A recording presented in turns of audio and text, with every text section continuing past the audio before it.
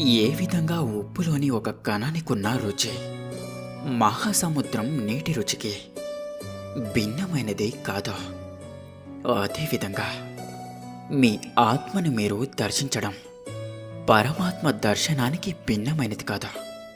ఎప్పుడు మనిషి తనను తాను పరమాత్మ స్వరూపునిగా అర్థం చేసుకుంటాడో, అప్పుడు సృష్టియే పరమాత్మయని, పరమాత్మయే సృష్టి అని వారికి అనుభవగతం కాగలదు.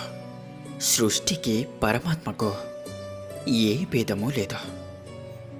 ఎప్పుడైతే మీరు ఆత్మజ్ఞానాన్ని పొందుతారో, అప్పుడే మీరు పరమాత్మలో ఐక్యం కాగలరు. స్వయంగా మీరు కూడా పరమాత్మ మాదిరిగా మిమ్మల్ని మీరు పరమాత్మ స్వరూపంగా గుర్తించగలరు. కానీ మీరు ఆ పదాన్ని చేరుకునేందుకు